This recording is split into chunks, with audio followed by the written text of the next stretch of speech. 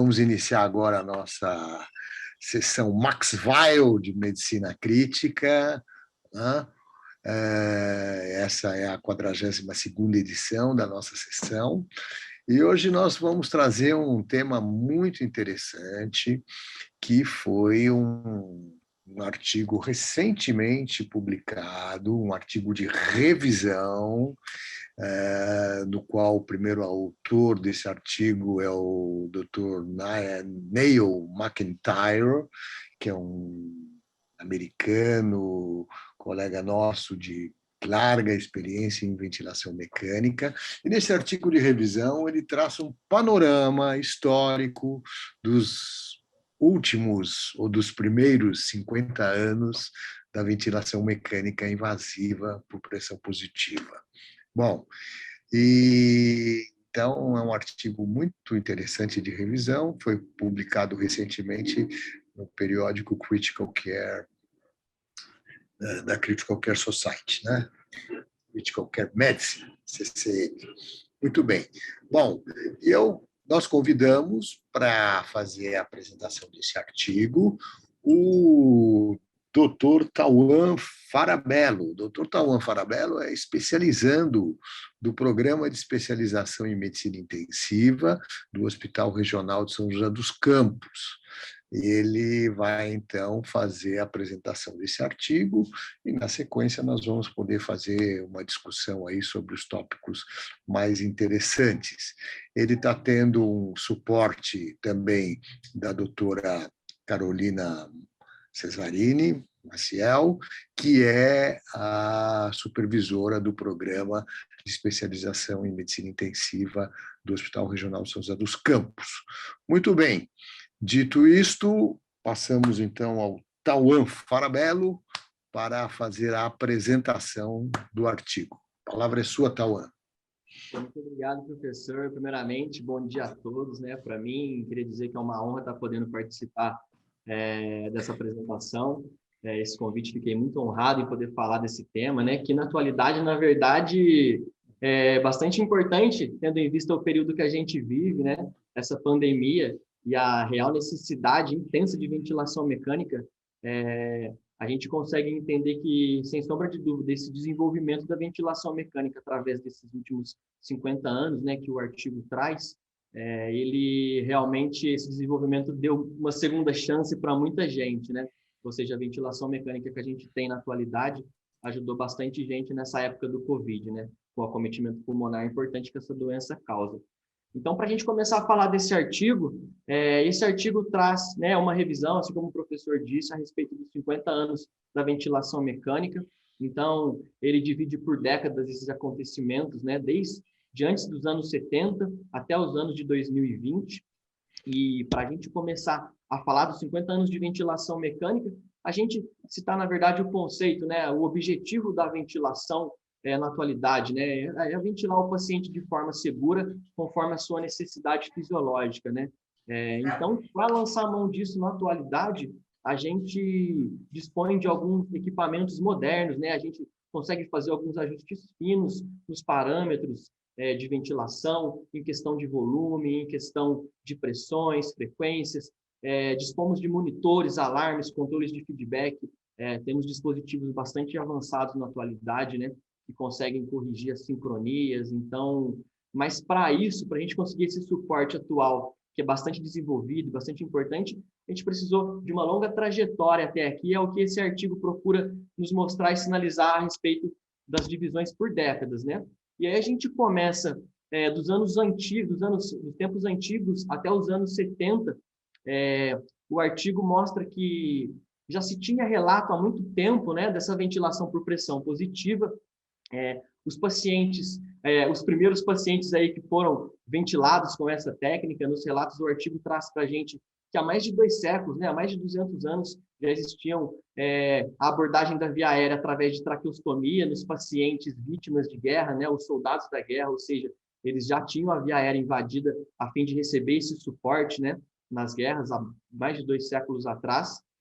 O artigo traz também relatos de fontes de gás de pressão, né, como as técnicas boca a boca, alguns foles de pressão positiva. Existia o Drager, que era um dispositivo de pressão positiva que eles utilizavam para resgate dos mineradores, né, esses trabalhadores que trabalhavam em ambientes subterrâneos, com escassez de oxigênio, muitas vezes desenvolvia durante o trabalho uma insuficiência respiratória, e eles eram resgatados através desses dispositivos. O Drager, que fazia esse suporte ventilatório por pressão positiva, né, a princípio de máscara, VNI, mas já introduzia um volume no paciente. E aí, por volta ali de 1920, né, em 1928, propriamente dito, a gente tem a epidemia de poliomielite. E foi desenvolvido nessa época, né, o famoso pulmão de ferro, que fazia a ventilação desses pacientes por pressão negativa. E nessa época ocorreu o primeiro uso generalizado da ventilação mecânica, né? A maneira que a gente vê mais ou menos hoje a UTI cheia de ventilação. Naquela época, eles dispunham dos ventiladores que eram o pulmão de ferro. E esse pulmão, eles propiciavam uma ventilação por pressão negativa, ou seja, ele aumentava a pressão transpulmonar do paciente, aumentando o fluxo de ar para dentro dos pulmões. Então, isso foi muito utilizado na época, muita gente se beneficiou desse pulmão de ferro e, com certeza, foi bastante útil. A gente tem aqui a imagem do Drager, né, os primeiros dispositivos de pressão que a gente já via que já tinha aí certo nível de complexidade, né, dispositivos a Foley, ele fazia ali daquele molde o suporte ventilatório do paciente, com máscara não invasiva, já conseguia realmente oxigenar esses pacientes. A gente tem aqui a imagem do pulmão de aço, né, o pulmão de ferro, que fazia esse suporte. Aqui a gente tem uma UTI, uma unidade cheia dos ventiladores. Muita gente se beneficiou desse cuidado. Na época, muita gente foi até para domicílio receber esse cuidado e viveu em parte aí da sua vida dentro dos pulmões de aço, que na época realmente teve grande importância no cuidado desses pacientes com a poliomielite. E aí a gente avançando um pouco mais na década por volta de 40, né? A gente começa a ter o desenvolvimento dos dispositivos pneumáticos, né? Então, ou seja, não eram dispositivos eletrônicos, para funcionamento eles precisavam somente de uma fonte de oxigênio, e esses dispositivos eles começaram por volta dos anos 40, a princípio através do Forrest Bird e o Ray Bennett. Na verdade, o Forrest ele já tinha o pezinho na aviação, né? Então, uma família de aviadores tem um relato de que ele ajudou a impulsionar a aviação, inclusive na América, na época dos anos 40, anos 41, eles tinham, os aviadores conseguiam alçar voos até de 17 mil pés, e depois que o Bennett conseguiu introduzir e desenvolver esses dispositivos pneumáticos de ventilação, eles davam suporte a altas altitudes, né, a valores mais altos, né, de altitude, podendo chegar até 37 mil pés, esses aviadores, com o dispositivo que o Forrest desenvolveu. Então, ele ajudou a impulsionar bastante a aviação nessa época. A princípio, a intenção era essa, de ajudar na aviação, mas ele foi desenvolvendo isso ao longo das décadas, e a fim de realmente chegar com dispositivos de pressão positiva para ventilar doentes críticos. Então, a princípio, né, por volta ali, antes dos anos 70, ele funda a sua empresa de ventilação, de dispositivos de ventilação positiva, a princípio, dispositivos pneumáticos, e no começo ele dava mais suporte para os pacientes cirúrgicos, né, esses pacientes que estavam à base de sedação e já tinha certo conhecimento de que essa sedação e esses pacientes pudessem desenvolver, né, atelectasias e hipoxemia, então eles já recebiam esse suporte pneumático nos centros cirúrgicos, né? E aí, com o tempo, houve uma transição, né, lenta, que esse cuidado do centro cirúrgico foi sendo transferido para fora do centro cirúrgico, na intenção dos cuidados dos pacientes com insuficiência respiratória aguda, né? E, na verdade, eles tinham esse conceito de ventilar, a princípio, como paciente cirúrgico, muitas vezes não tinha cometimento pulmonar, eles tinham mais ou menos a intenção, a meta de ventilar como uma ventilação normal, com base na normalidade fisiológica do paciente. Então, eles infundiam basicamente um volume que o paciente já estava acostumado a respirar, né? Mas aí eles começam a transferir esse método para fora do centro cirúrgico, onde a gente tinha os pacientes já com comprometimento pulmonar, né? Então, mesmo assim, eles mantiveram esse método de ventilação, que era esse suporte a princípio que vinha do centro cirúrgico. E aí, nessa época, eles começam a entender que talvez houvesse um benefício em manter uma pressão no final da expiração. Surgia-se a ideia de uma possível PIP, né? Mas que na época ainda eles não utilizavam, era um conceito um pouco obscuro e que eles tinham muito medo. E aí a gente parte para os anos 70, né? A ventilação de pressão positiva nos anos 70, a gente tem a formação da Society of Critical Care, né?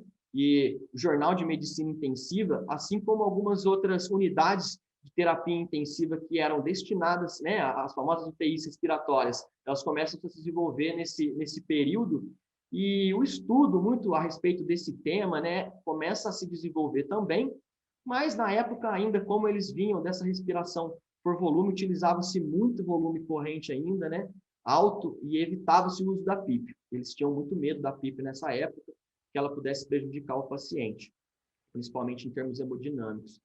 E aí, em meados dos anos 70, começam a surgir os primeiros dispositivos elétricos, né? Esses dispositivos, eles eram dispositivos ciclados a volume, né? E o operador ele já conseguia operar alguns parâmetros, como a fração expiratória de O2, o tempo ins-ex, né? E o próprio volume corrente, embora eles usassem um volume bem alto, mas eles tinham já a possibilidade de estar alterando esse volume corrente. E como esse era um método basicamente controlado, exigia-se muito o uso de altas sedações, né? Esse paciente, para ficar bem acoplado a esse tipo de ventilação, ele necessitava estar sedado, né? Isso começou a incomodar um pouco, na época, esse uso exagerado da sedação, né? E começou a vir alguns métodos para tentar reduzir o uso de sedação, né? Na tentativa dessa redução do uso de sedação, eles desenvolveram o INV, né? E o SINV, que é a ventilação mandatória intermitente. O SINV ele já é um pouco mais moderno, que ele é sincronizado, né? Então, ou seja, começa a aparecer alguns dispositivos que possibilitam uma respiração espontânea entre os ciclos controlados, né? E no SINV em si, ele já aparece com alguns... O que estava introduzindo o conceito de gatilho, né? A força do paciente, a fim de trazer essa respiração e até mesmo fazer o esforço da musculatura. Então, ele começa nessa época, esse método. Também, nesse tempo, surge a ideia de que a FiO2, né, e esse volume corrente, ou seja, esse uso abusivo de oxigênio, ele pudesse ser nocivo. Aparecem alguns estudos no cunho da pediatria, com uma amostra em recém-nascidos, que mostrou que o uso de volume corrente alto realmente lesou o pulmão desses recém-nascidos, e aí começa, assim, esse conceito de hiperóxia ganhar espaço nessa época. Tendo em vista isso, inicia-se um interesse pela PIP, né? A PIP que, tempos atrás, ainda era muito amedrontada, ainda não tinha esse interesse, né, no uso, eles começam a perceber que, de fato, a gente utilizando a PIP, né, essa pressão expiratória final, ela mantinha o recrutamento alveolar, isso aí diminuía, né, a lesão por estiramento, e junto disso também, eles vinham começando a entender que a PIP, principalmente quando utilizada no pulmão com alguma patologia, ela interferia menos na hemodinâmica do que quando ela era utilizada no pulmão sadio. Isso aí veio trazendo uma segurança maior para o pessoal utilizar a PIP, né? E aí ela veio como uma alternativa, na verdade, para conseguir uma menor utilização, tanto da fração expiratória de O2, né, quanto desse volume corrente, né? Vieram alguns estudos aí, o Tierney, que conseguiram comprovar isso aí, né, esse benefício da PIP, mas aí vem Suter em 1975 e demonstra realmente que a PIP, né, ela é uma faca de dois gumes. Ele vem e diz, opa, peraí, a PIP sim beneficia, mas aquele medo que a gente tinha no passado, ele realmente ele é plausível. A gente pode sim ajudar o paciente na questão da PIP, a gente reduz, aumenta o recrutamento, a gente reduz shunt, né, aumenta a ventilação, mas, por sua vez, uma PIP, quando mal utilizada, também corre o risco aí da gente desenvolver barotrauma, assim como instabilidade hemodinâmica e tem uma grande chance de prejudicar esse doente. Então, a gente começa com esse conceito do conhecimento da PIP nesse sentido, nessa fase, e a gente vai para os anos 80, né? A ventilação por pressão positiva nos anos 80. Como a gente já vinha com esse conceito da PIP, né? E essa questão de prejudicar o pulmão, a gente começa a entender nos anos 80, principalmente através de alguns estudos realizados a princípio com animais, esse conceito de proteção pulmonar, né? A princípio, eles fizeram alguns estudos com animais, o primeiro foi com algumas ovelhas, e eles ventilaram as ovelhas com um volume corrente alto, né? 2 grupos de ovelhas, eles dividiram, um grupo de ovelha recebeu uma ventilação de um volume corrente de 50 a 60 ml de quilo por peso predito, né? E a outro grupo com 10 ml. Então, esse estudo demonstrou uma significativa redução da lesão nas ovelhas que receberam um menor volume, assim como também a manutenção da estabilidade hemodinâmica foi muito maior nesse grupo, e que já veio sinalizando, né, esse problema do volume corrente. E aí um outro estudo que eles fizeram também com alguns animais, não citaram qual os animais que eles fizeram isso, mas eles ventilavam esses animais com um volume corrente específico, e em um grupo eles deixaram esse tórax livre para expansão, como tivesse que expandir, de acordo com aquele volume, e em um outro grupo de animais, eles conteram o tórax com uma cinta para tentar reduzir o volume, né, mas de maneira que isso aumentasse a pressão. Então, assim, eu te confesso que achei isso bem curioso, esse método, apesar de simples, né, trouxe um conceito muito grande, né, nessa questão conceitual da lesão, e ele traduz para a gente, de fato, que a lesão induzida por ventilação mecânica, ela estava mais associada no grupo que recebeu a ventilação sem a cinta no tórax, ou seja, essa lesão ela estava mais associada ao volume corrente do que o aumento da pressão em si. Então, a gente começa a entender melhor isso nos anos 80, né? Essa questão da pressão, de ela ser mais benéfica, né? E o volume talvez seja mais prejudicial, os altos volumes. Junto disso, a gente tem, no meados dos anos 80, o desenvolvimento da tomografia computadorizada. A princípio, o conceito de SARA, ele era baseado no método de imagem que a gente tinha na época, que era a radiografia. A radiografia, por sua vez, ela trazia o conceito de uma doença pulmonar homogênea, ou seja, né, a gente olhava a imagem radiológica e imaginava que todo o parênquima estava cometido de maneira homogênea. E com a chegada da tomografia, quando foram avaliar esses pulmões de SARA, a tomografia, por ser mais sensível nesse sentido, ela conseguiu detectar que esse pulmão ele não era homogêneo, ele sim tinha um acometimento heterogêneo e que a gente tinha pequenas áreas capazes de ventilar e que essas áreas somadas, né, os 2 parênquimas somados juntos, eles tinham um volume de capacidade do tamanho de uma criança, né, de 5 a 6 anos. Então, a gente ventilar esse pulmão com o volume corrente de um adulto normal, com o peso predito, né, a gente estaria super distendendo essas pequenas áreas, né, que na verdade deveriam receber um volume compatível com o volume de uma criança. E aí surge o conceito do Baby Lung, né, que traz para a gente esse conceito e consegue ilustrar de uma maneira melhor essa questão da proteção pulmonar, né, a ventilação por pressão de proteção. Então, como a gente consegue detectar esse problema do volume exagerado, né, e ele ser nocivo, começa um crescente interesse por alguns métodos de pressão, né, e pressão controlada até, inclusive, mas aí, em 1986 surge a pressão de suporte como um método que melhorava muito a sincronia desses pacientes no ventilador, assim como uma coisa que era muito buscada também desde o início, o menor uso de sedação, né? Então, eles perceberam que com esse método eles conseguiam diminuir o uso de sedação e melhorar a sincronia dos pacientes, foi ganhando espaço, de fato, a ventilação, a pressão nessa época.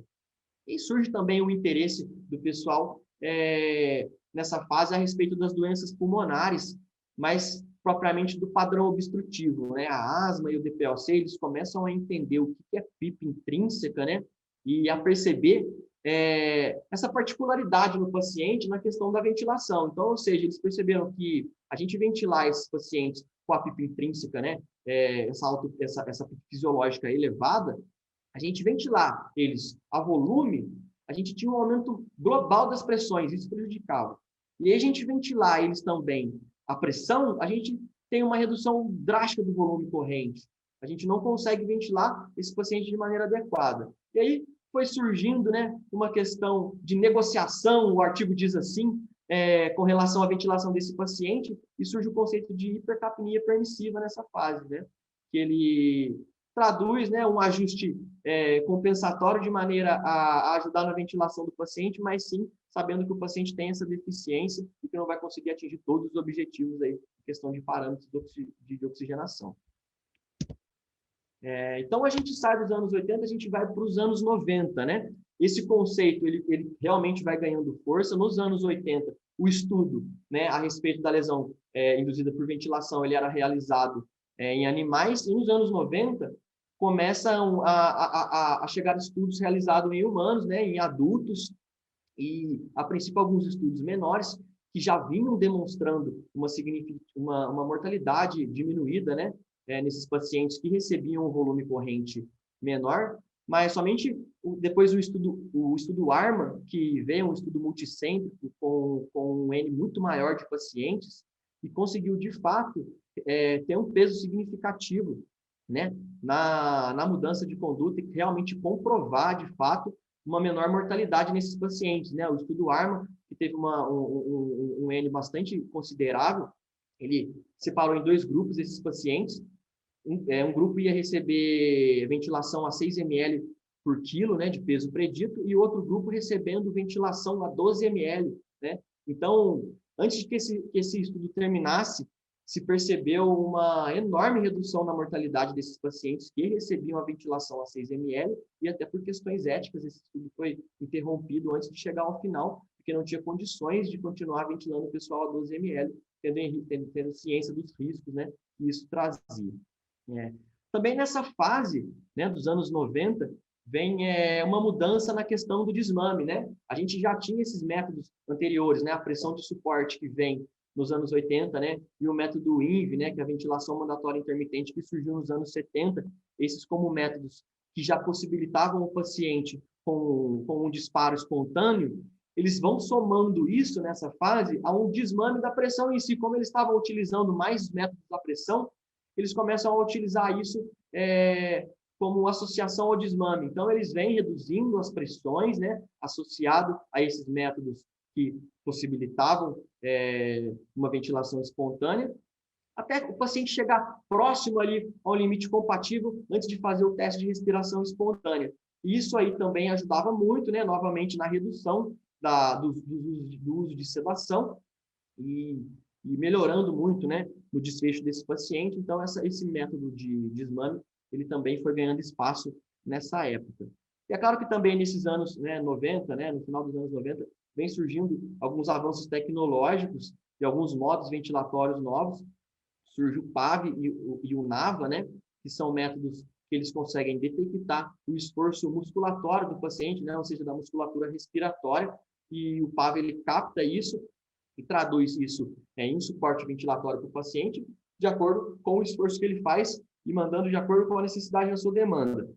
E o NAVA, por sua vez, ele faz a mesma coisa, só que um pouco melhorado, ao invés de captar a resposta motora, né, da musculatura respiratória, ele vai captar o impulso elétrico direto do diafragma, né? Então, ou seja, alguns pacientes, somente essa população de doente que está na ventilação mecânica e muitas vezes desenvolve problema musculatório, o NAVA ele tem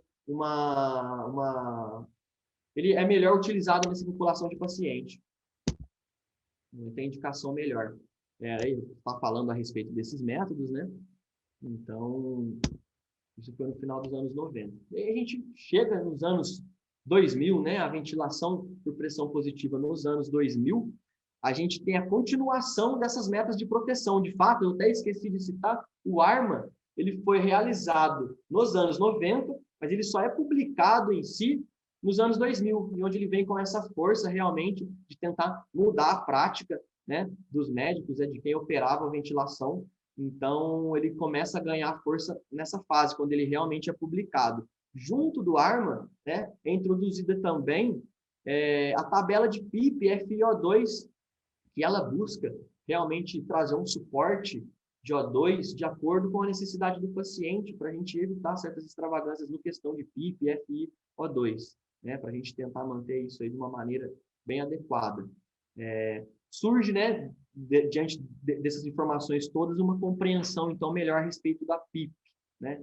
Eles conseguem entender que a SARA grave, né, ela tem um comprometimento pulmonar diferente da SARA leve, né? Ou seja, a SARA grave, em que a gente tem uma piora na questão da mecânica pulmonar, ela em si exigia PIP com valores maiores, né? Então, isso era benefício na SARA grave. Porém, na SARA leve, como ela tem uma mecânica melhor, uma melhor complacência, ela consegue se beneficiar de uma PIP menor, e a PIP maior, no caso, seria prejudicial para ela. E isso se torna mais evidente para a gente, a questão realmente do Sutter, que ele diz que a PIP é uma faca de dois gumes, né? Isso aí fica bem evidente nessa época. Nos anos 2000, surge a ideia do despertar diário. Eles começaram a perceber que a suspensão diária da sedação, né, associado ao teste de respiração espontânea, é claro que nos doentes que podiam receber esse tipo de manejo, isso demonstrou diminuição no tempo de ventilação mecânica, assim como redução na mortalidade também desses doentes. Foi bastante importante, são práticas que a gente utiliza, né? A gente vai, então, para a ventilação por pressão positiva no ano de 2010. Né? Isso aí foi um dado interessante nessa época que o estudo traz, que eu escrevi, apesar de todo o conhecimento que já tinha na época, na prática era um pouco diferente. Tá? Um estudo grande que o estudo relata e o artigo relata, foi um estudo multicêntrico, até com uma amostra internacional, e ele comprova, né, ele traz a informação de que, apesar desse conhecimento todo, os médicos, né, eles tinham muita dificuldade no reconhecimento da SARA grave, principalmente, né, tanto da SARA leve quanto da SARA grave. O conceito de pressão, eles não sequer mediam pressão de Platon, enfim, eles se atentavam às pressões, e que a maioria dos pacientes, ainda nessa época, recebiam volume corrente acima do necessário, né, trazendo ainda muito prejuízo. Isso apesar de todo o avanço que a gente já tinha, isso, né, nos anos de 2010 aqui a gente observou isso conforme o artigo traz para a gente essa informação. E aí, junto disso, né, o papel dos bloqueadores neuromusculares ganhou destaque nessa fase, pelo fato, né, de ele ter também essa questão, assim como a PIP, né, ele tem esses dois lados, essas duas faces. Do lado positivo, né, ele reduz o consumo de oxigênio por parte do paciente, ele elimina as sincronias, né, e isso também fica demonstrado que, dessa maneira, ajuda a haver uma redução no índice de lesão pulmonar induzida por ventilação mecânica e até mesmo, inclusive, por lesão autoinduzida. Então, a gente consegue melhorar isso com o bloqueador. Mas, por outro lado, ele também tem essa questão negativa, que ele pode aumentar o aparecimento da miopatia do doente crítico, né? Assim como ele exige também o aumento das doses de sedação, né? E aí a gente sabe que a sedação por si só traz também os malefícios, né? Então, ele tem esses dois lados que, claro que, se bem utilizado, ele consegue ajudar. Depois vem alguns estudos nesse sentido, trazendo a informação que, de fato, o uso rotineiro do bloqueio neuromuscular associado à sedação profunda, isso não traz benefício, a não ser por alguns casos específicos, né, que são mínimos, que a gente realmente precisa do bloqueio neuromuscular, assim como a sedação. Mas ele informa que, de maneira corriqueira, a gente não deve utilizar isso, não tem benefício, só piora o caso do paciente. E aí, também nessa fase, a gente tem uma grande mudança com relação ao posicionamento do paciente, né? Ou seja, o uso da posição prona, ela fica muito evidenciado após o estudo Prozeva. Ele realmente traz um benefício muito grande na posição prona dos pacientes por pelo menos 16 horas. Esses pacientes que, por sua vez, apresentavam a relação PF menor do que 150, nesse estudo, a posição prona mostrou uma redução incrível da mortalidade, e é uma coisa que é uma prática que guia a gente até hoje também. Então, e aí também na segunda metade do século, nos anos de 2010, surge esse conceito da drive pressure, né? A drive pressure, que por sua vez, ela nada mais é do que a pressão de platô que fica acima da PIP, né? Ou seja, essa pressão de distensão, que a gente começa a entender que para enquadrar dentro desse conceito de proteção, né, de ventilação de proteção, a gente não pode exceder o limite de 15, né? Ou seja, essa distensão ela não pode ser demasiada. Essa distensão acima de 15, ela comprova o aumento de complicações e sim também da mortalidade do paciente. Então, é um conceito que também ganha espaço nessa época. A gente tem também, né, o renascimento, né, do suporte de vida extracorpóreo. Ele que teve lá nos anos 70 a introdução, né, ele era muito utilizado para suportes de circulação nas cirurgias cardíacas.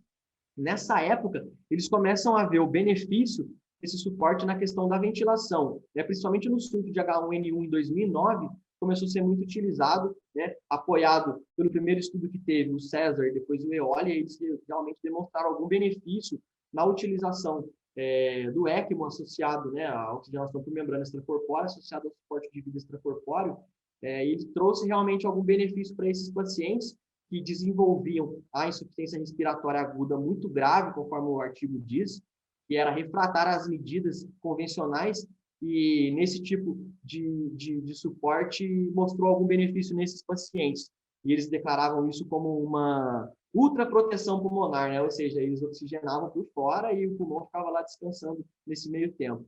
E surge também nessa época o catéter nasal de alto fluxo, que foi uma ferramenta nova. Ele era capaz de fornecer um fluxo até 60 litros, né, por minuto, e demonstrou uma redução significativa, né, tanto na dispneia desses pacientes, quanto no índice de mortalidade, né, na necessidade de ventilação mecânica. Isso aí foi bastante valioso na época também, a introdução desse mecanismo de ventilação, o catéter nasal de alto fluxo.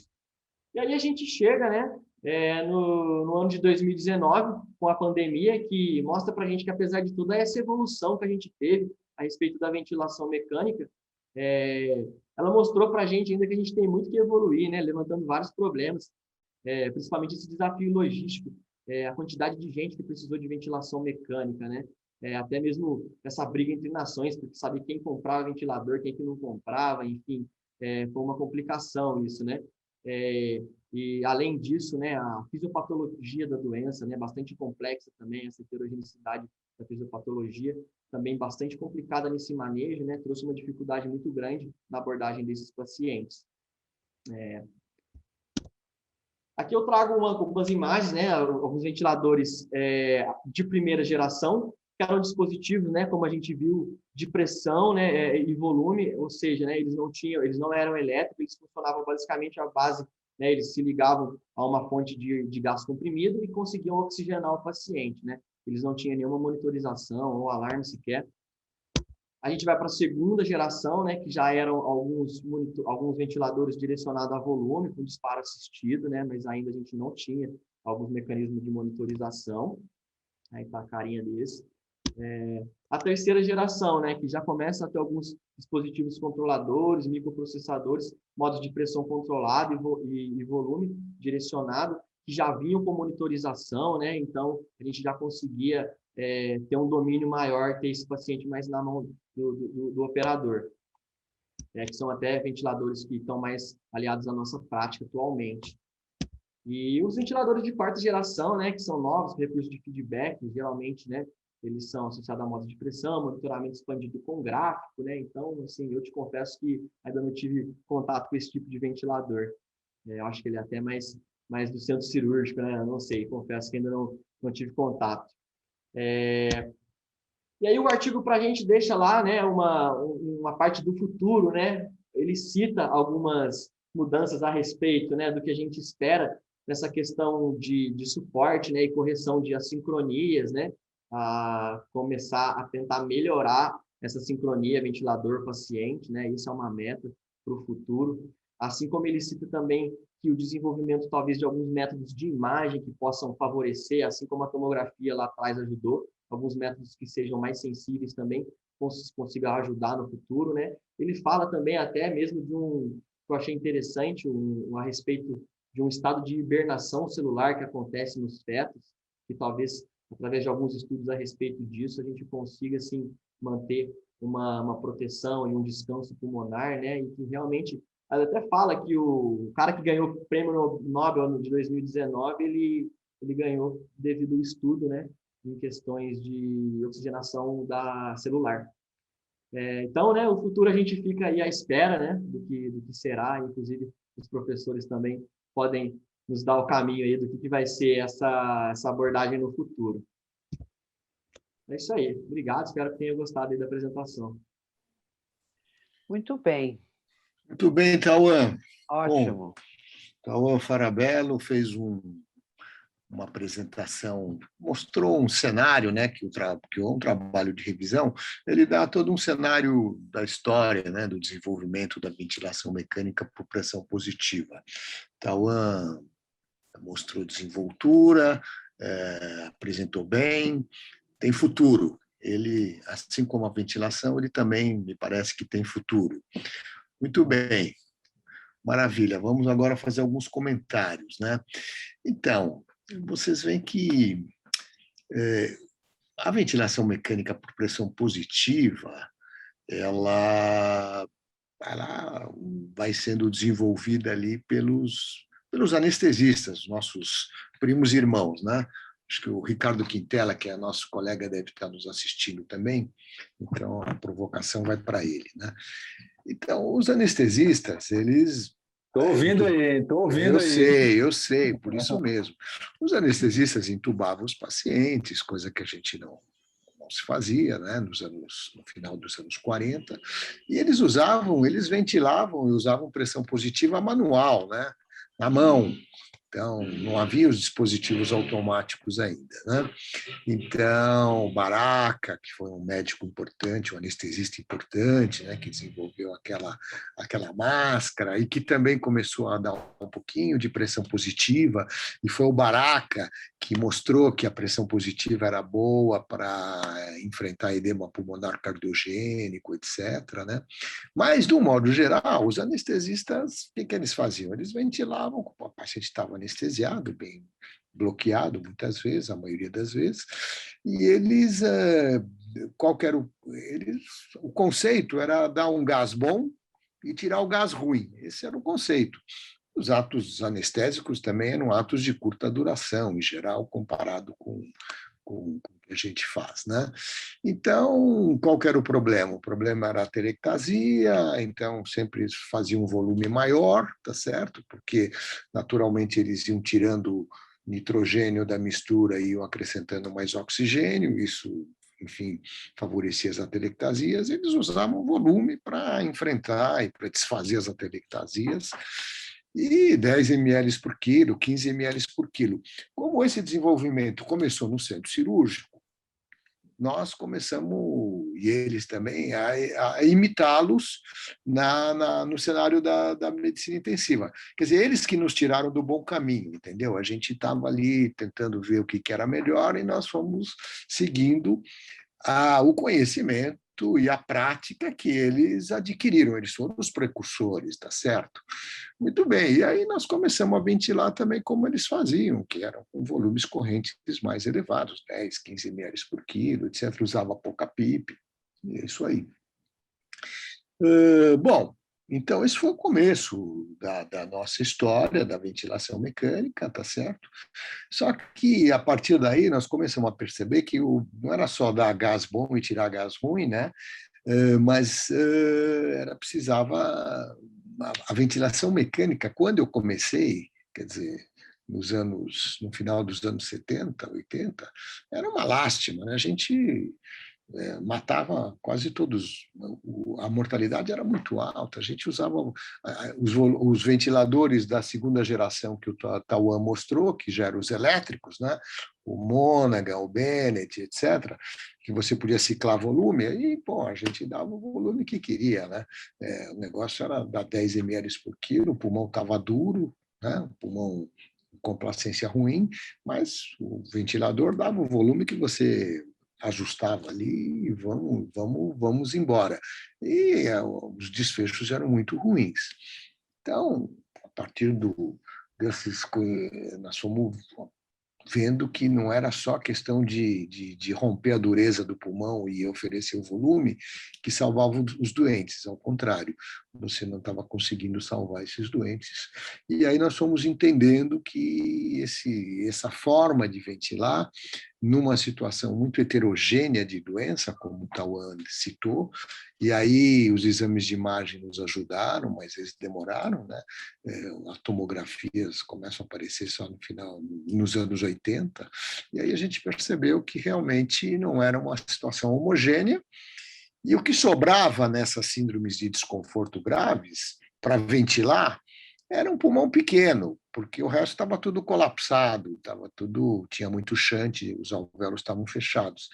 Então, aí vem aquele conceito do baby lung, o pulmão de criança, porque era o que sobrava, e a gente estava lá querendo colocar 10, 15 ml por quilo naquele pulmãozinho que sobrou, que era o que estava sustentando o doente vivo, porque o resto estava tudo fechado. Então, você ia acabar gerando as lesões que nós conhecemos depois, que foram o volotrauma, o atelectotrauma, né? Nesse pulmão que estava melhor. Por quê? Porque o fluxo de gás ia para o pulmãozinho bom, para o baby lung. O que estava fechado continuava fechado, né? Então, o fluxo vai sempre onde há menos resistência. E, então, você acabava ventilando com volumes muito grandes, promovendo distensões, hiperdistensões desse pequeno pulmãozinho ali, o baby lung que tinha sobrado, e depois de 2, 3 dias, o pulmão que estava fechado continuava fechado, e o baby lung ali que estava sustentando o doente, com essa nossa prática equivocada, a gente acabava lesando, produzindo o que ficou conhecido também na literatura, que é a lesão pulmonar induzida pela ventilação mecânica. E a partir daí, o conhecimento vai avançando e a gente percebe que é preciso fazer uma ventilação mecânica com proteção. E a proteção é realmente tentar abrir o que está fechado e não lesar aquilo que está aberto e que está contribuindo para sustentar o doente, tá certo? Muito bom. E assim os conhecimentos vão sendo acumulados e a gente chega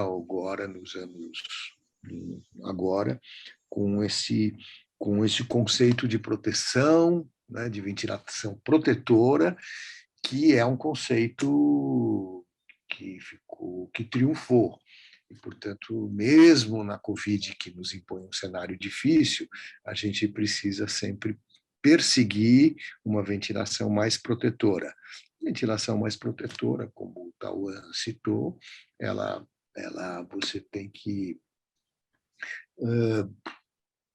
talvez abrir menos e fechar menos, portanto, a gente tem que ter um pouco de PIP. Qual é a melhor PIP?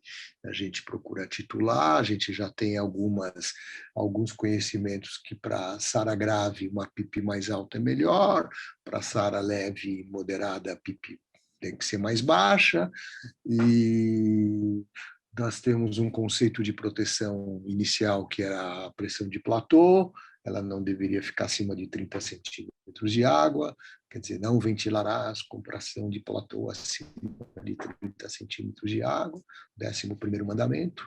E aí o 12º mandamento é não ventilarás com pressão de distensão acima de 15 centímetros de água, tá certo? Então, isso, veja, levou 40 anos para a gente produzir esse conhecimento, e esse é um conhecimento que deve ser aplicado, deve ser oferecido para os nossos doentes. Nós que estamos em 2021, que estamos no ISG, que estamos fazendo medicina, tratamento intensivo, terapia intensiva, nós temos bons ventiladores de última geração, com todos os recursos. Nós temos conhecimento, nós temos bons fisioterapeutas. Enfim, nós estamos numa situação bem melhor do que nós mesmos, eu mesmo, há 40 anos atrás. Mas este conhecimento não está ainda totalmente difundido, e é por isso que os nossos esforços para isso, né? Tomoki, Duarte, poderia fazer um comentário? Pois não, Duarte. Eu também, como senhor relator, tive a felicidade de poder vivenciar, né? Desde os anos 80 e ver. É muito gratificante a gente ter vivido essa evolução. Parabenizando o Tauan pela exposição, que foi brilhante, mas eu queria destacar que, nos últimos 30 anos, a tecnologia de ventilação mecânica está focada na manutenção do doente acordado e participativo. E que o grande objetivo final disso é que nos possibilite, o mais precocemente possível, levar esses doentes à caminhada, inclusive com ventilador. Nós conseguimos hoje, a depender do modo de ventilação, influenciar até na velocidade de caminhada dos doentes. Então, parabenizar a apresentação, mas eu queria fazer esse registro. Obrigado. Muito bem, Duarte. Bem colocado, né? Porque, como vocês viram, no início da ventilação mecânica por pressão positiva, você só conseguia ventilar os pacientes de modo controlado, né? O modo controlado, o coitado do doente, ele fazia esforço e não abria a válvula. E esse esforço que ele fazia gerava sincronias, gerava desconforto. A gente chamava que ele estava brigando com o ventilador. E aí, dá-lhe sedação. E eles ficavam muito sedados. Naquela época não tinha nem os sedativos e analgésicos que a gente tem hoje. Então, Sildenafil e por aí afim. Então, era um show de horrores. O doente, a ventilação mecânica durava muito tempo, porque se é que ele melhorasse, quando ele melhorasse, você ainda tinha que esperar um tempão para ele eliminar todos os sedativos e barbitúricos, que é o que se usava.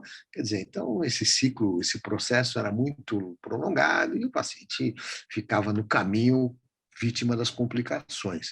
Então, aí houve já um desenvolvimento tecnológico, se permitiu modos assistidos, hoje você consegue modos espontâneos também, e isso é importante que o Duarte está mencionando, quer dizer, com esse desenvolvimento tecnológico e com esse conhecimento, a gente tem que deixar o doente menos sedado, a sedação guiada por meta, né?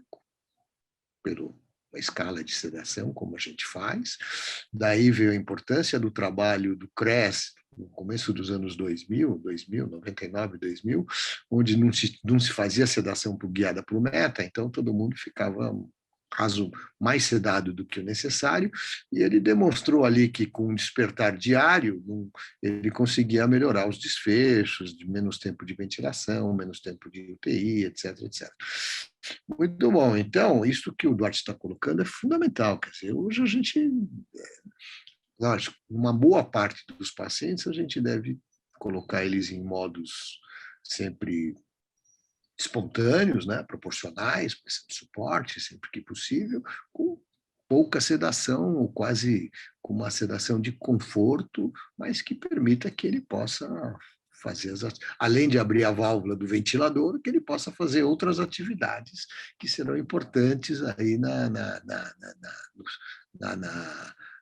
reabilitação desse paciente, ou que ele não perca tanta funcionalidade como a gente vê. Às vezes a gente fica muito satisfeito que o paciente não morreu, mas ele fica numa situação ali muito precária, né? Na realidade, o Duarte antecipou-se ao comentário aquele que a gente sempre faz, que é a questão do ajuste da sedação, e realmente só foi possível ter essas sedações mais leves porque os modos, a gente aprendeu a ventilar porque os dispositivos, os aparelhos se tornaram muito melhores, né, para que a gente pudesse fazer isso. As coisas caminharam juntas e isso só foi possível por causa de todo esse conhecimento que o Tauan tão brilhantemente... temos aí um apresentador historiador. Isso é realmente um ponto importante. Eu também queria fazer uma observação, um ponto apresentado no artigo, da questão do bloqueador neuromuscular, e aí que também tem aí com dois lados, né? E o Marcelo falou: a gente foram os anestesistas que fizeram aí a gente entrar pelo mau caminho, né? Acho que o negócio do bloqueador neuromuscular também foi dos anestesistas, mas eu acho que não são eles que fazem a gente entrar pelo mau caminho. Eu acho que a gente é que olha para eles e faz as coisas que não devia fazer, porque eles não usam bloqueador como a gente usa, né? Não é para fazer o que a gente faz diferente as coisas.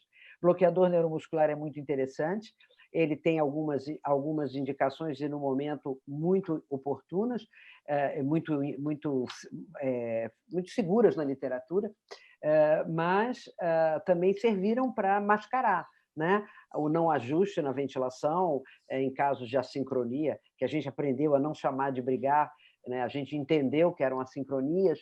Então, de novo, essa questão da gente usar, mas usar com moderação e, eventualmente, tentar titular também. E, por último, dizer que, sem dúvida, quanto menos a gente ceda, mais rápido a gente sai com movimentos doentes e reabilita, mas a Covid trouxe um conhecimento do não conhecimento e um aprendizado, e a gente compara toda hora, né? A gente pode sedar menos esses doentes? Pode, mas a quantidade, a dosagem que você talvez tenha que usar em muitos pacientes para que eles fiquem num nível de sedação mais leve, talvez seja, isso é uma observação, mas a nossa observação clínica muito maior do que a gente usava em outros pacientes, talvez e principalmente porque a doença tem um comprometimento do sistema nervoso. Então, isso talvez venha comprometer os tempos e que a gente tanto anseia da reabilitação. Isso aí é uma provocação para o Duarte medir, para começar a medir também, quem sabe, nesses novos caminhos aí da reabilitação. Eu sei que tem o Ricardo Quintela, também, eu sei que a Rosa tem me falado sobre isso, ele está desenvolvendo ali um protocolo, está discutindo um pouco com a Rosa, inclusive, para que a gente possa fazer uma monitorização do bloqueio neuromuscular, né, quando for necessário, e possa usar, enfim, com mais racionalidade, né, ajustar as doses. O bloqueio que a gente às vezes persegue não é aquele bloqueio necessário para o cirurgião ou para o anestesista mesmo. Às vezes a gente quer só, né, diminuir um pouco, e então diminuir um pouco a força do diafragma, né, vamos assim dizer, para evitar uma lesão auto-infligida, etc. Então, seguramente seriam doses menores, mas a gente está muito no escuro, a gente fica usando, de novo, a gente faz o que os anestesistas fazem, né? Então, mas é um outro cenário, é um outro doente, é um outro tempo, então a gente precisa realmente personalizar um pouco mais, né? Entender um pouco melhor isso, né? Mas essa questão da monitorização também nós vamos beber na fonte dos anestesistas, porque são eles que já desenvolveram essa técnica, já têm utilizado há mais tempo, e eles é que vão nos ensinar para que a gente possa realmente fazer um ajuste mais técnico, né? E não só, né, pega lá a bula, vê a dose e vamos em frente, né? Certo? Muito bem. Quem fala aí? Só rapidamente comentando isso que o senhor agora explanou, eu acho que, da mesma forma, esses avanços que ocorrem com a ventilação, eu acho que vai ser uma grande oportunidade, a partir do momento que se passou a utilizar mais essa medicação, bloqueador neuromuscular nas UTIs, por conta da Covid. Eu acho que pode ser um grande acontecimento em relação a essa parte de monitorização, como foi o TOF passar a ser um modelo de monitorização dentro das UTIs, como se passou a utilizar com rotina, e é isso muito bem comentado ontem pelo intensivista, ontem na live dele, falando sobre o TOF, a monitorização e e a experiência deles dentro das UTIs Covid lá em Campo Grande, no Mato Grosso do Sul, de você utilizar hoje a PAI quando você está usando noradrenalina, ou seja, hoje é muito difícil, logicamente não tem módulo para todo mundo, mas muitos serviços hoje utilizam droga vasoativa hoje e ela só consegue se utilizar monitorando a pressão dela, né? Ou invasiva ou não invasiva. Vai passar a ser a mesma coisa. A monitorização do bloqueio neuromuscular ser feita da forma como é feita hoje a pressão arterial quando você usa droga vasoativa. Acho que vai ser um caminho para sem volta nisso aí, futuramente. Muito bom, Ricardo. Eu também tenho essa impressão e estou feliz aí que você está liderando essa iniciativa. Eu queria agradecer o Tauan Farabello, que fez essa boa apresentação para nós e permitiu que a gente pudesse discutir esse artigo, que é um artigo de revisão. Eu queria, então, saudar a todos. Muito obrigado